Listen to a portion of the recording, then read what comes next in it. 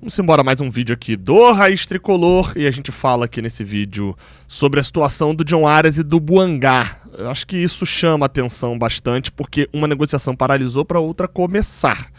Não foi de propósito essa rima. A gente fala sobre o Nino também. Roda a vinheta.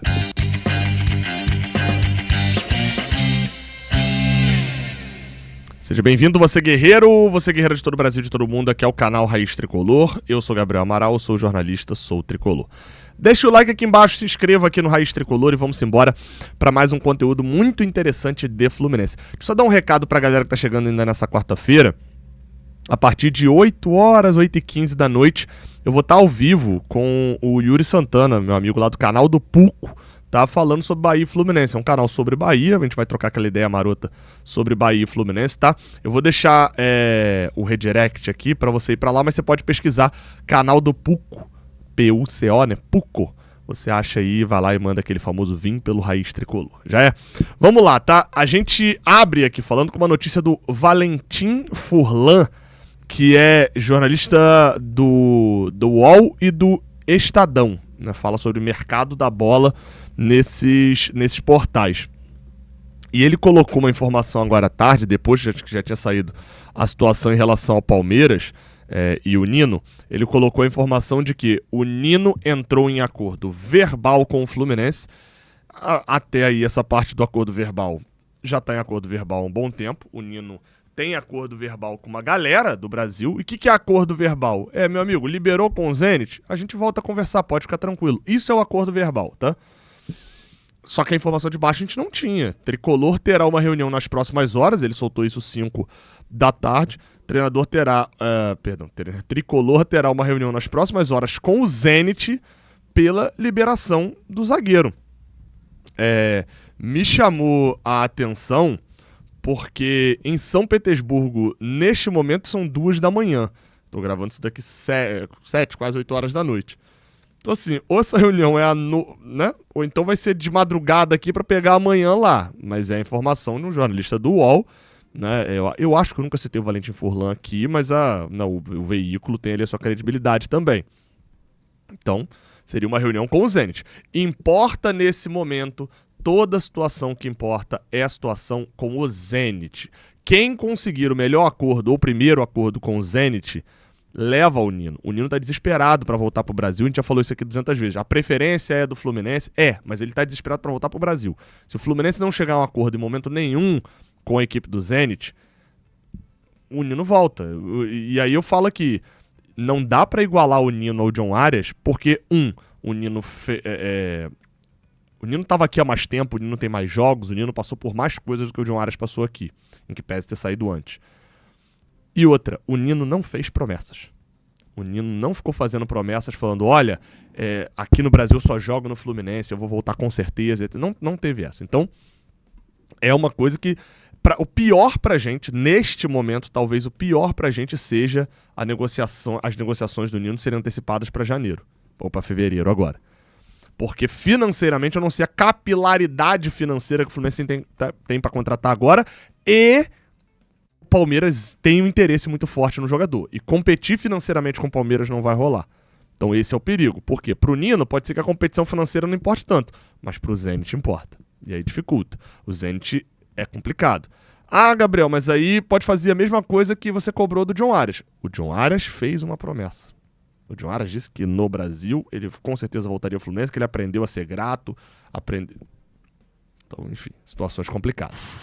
Vamos falar inclusive sobre a situação do John Arias, porque a negociação do Buangá, você percebeu que não teve atualizações. Inclusive a galera ficou muito assim, quando a gente descobre a negociação no sábado, a gente já descobre a negociação ouvindo inicialmente que tem negociação e na segunda questão. Na verdade, a primeira coisa que a gente ouve e aí eu falo a gente porque tava apurando junto com o Lessa. A negociação não andou por conta de valores e forma de pagamento. E aí depois a gente ouve, tem negociação e tal, enfim, e aí a gente traz as informações. Inclusive, até teve uma galera, eu não vou me estender nisso nesse vídeo, eu vou gravar um vídeo só sobre isso, provavelmente, tá, em algum momento. Talvez até amanhã mesmo, durante o dia. que é sobre esse negócio. Eu gosto muito de falar desses temas assim de jornalismo aqui no canal, né? Deveria falar mais, inclusive. Que é tipo assim, vazar negociação atrapalha a negociação. Uma coisa que deve se bobear, tem até vídeo gravado já sobre isso aqui, mas mais antigo eu não achei, então vou gravar um vídeo sobre isso, que também virou um debate, né? Mas o foco aqui, na verdade, é o seguinte. O Fluminense estava ali, havia uma negociação com o LAFC, proposta para cá, proposta para lá e tal, e a negociação paralisou no mesmo momento em que o Fluminense recebeu do Wolverhampton a sinalização de que o Palmeiras havia feito uma proposta pelo John Arias e o Fluminense tinha 3 dias para poder cobrir. Esse prazo, inclusive, como a gente já falou, se encerra de quarta para quinta, se encerra hoje. E aí, o Fluminense deixou a negociação do Boangá, o famoso em suspenso, por conta da negociação do John Arias. Então, por isso que a negociação do Boangá também não teve... Além dela já estar travada, o Fluminense não foi comprar o WD-40 para poder destravar a negociação, porque também estava focado na situação do John Arias. Então, esse é o detalhe. Aí vem aquela história. 2 detalhes aqui.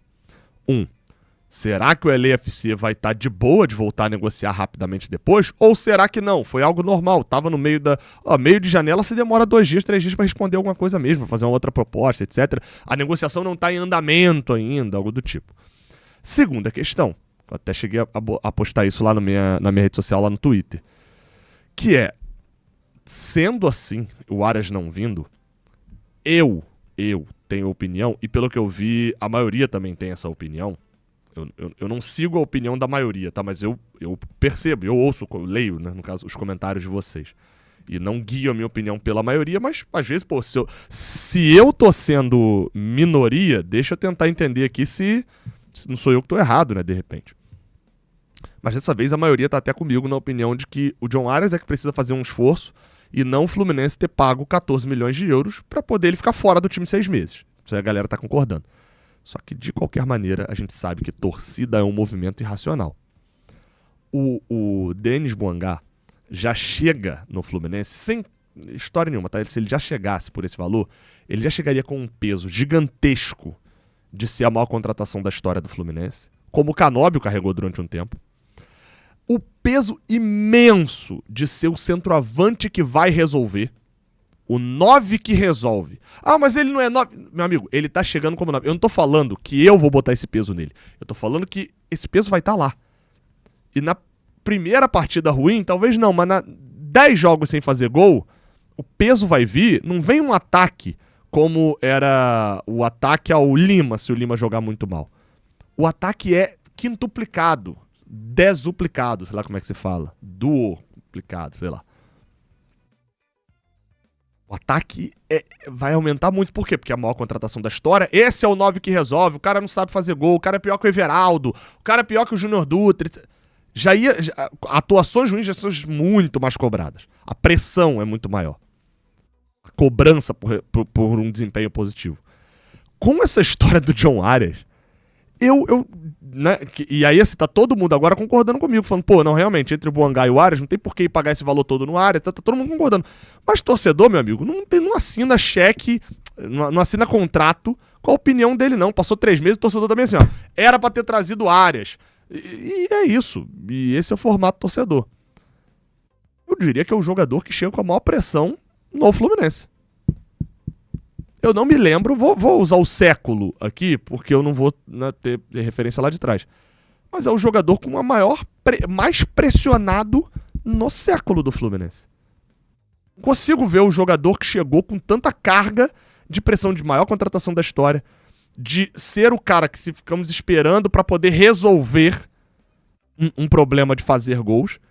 E além de tudo, ser, entre muitas aspas, escolhido numa escolha contra o John Arias. Porque na hora que ele jogar mal, a galera que tá agora bem assim, não, eu também escolho o Boangá. Uma boa parte dessa galera vai falar, na hora que ele começar a jogar... Na hora não, se Deus quiser, isso não vai acontecer, tá? Tô só dando um exemplo aqui de pressão.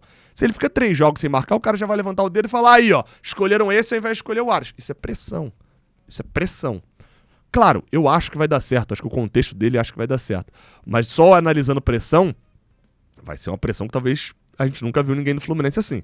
tem jogadores que lidam muito bem com isso. Tem jogadores que nem tanto. Vamos ver como é que vai ser o Bouanga se ele vier. Porque no Twitter eu escrevi bem assim... O maluco já vai chegar pressionado, já vai... Todo mundo, então ele vem? Eu falei, olha, não tem atualizações, então eu vou meter essa aqui. Se ele vier, já vem bastante pressionado. E outra, não adianta mudar não. A porta tá aberta, qualquer centroavante que vier agora ainda vai vir muito pressionado, justamente por conta da falta de camisa 9 e do quanto a gente tá precisando de um camisa 9 há um bom tempo. A gente não tem e foi prometida essa contratação. Sempre lembrando, faltam agora 27 dias para a janela de transferências do Brasil ser fechada. A gente ainda não tem um 9. Se inscreve, deixa o like. Amanhã tem Fluminense e Bahia. O Fluminense desembarcou lá na Bahia com algumas peças que chamaram a atenção, tá? A gente não conseguiu fazer o desembarque inteiro ali na prática, né? Mas a gente... porque, enfim, anteciparam o voo, a gente não recebeu essa informação... Mas a gente conseguiu as imagens da chegada do Fluminense lá no hotel. E aí, assim, me chamou a atenção, para poder fechar o vídeo, me chamou a atenção alguns rostos diferentes. O Lúcio Acosta viajou, lá atrás a gente pode observar o Facundo Bernal, entre os primeiros aí que desembarcou. Otávio viajou também, vocês viram ali o Otávio passando.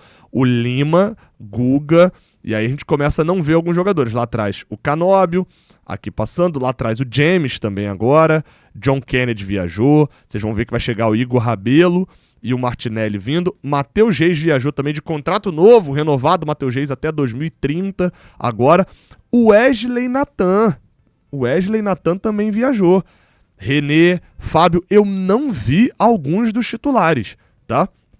Como, por exemplo, Guilherme Arana, eu não cheguei a perceber nas imagens diretamente. Do meio pra frente, a gente não viu todos os jogadores. Então, assim, o Fluminense pode ter um time diferente ali também, a gente vai tentar apurar. E no pré-jogo a gente traz as informações certinho relacionado aos jogadores e a possibilidade desses jogadores de atuarem, né? Quem vai ser o time titular do Fluminense contra o Bahia. O René deu entrevista também, você pode assistir lá no Jornada KTO 1902, deu uma entrevista exclusiva ali pra gente bem legal. Se inscreve, deixa o like, tamo junto, até a próxima, valeu!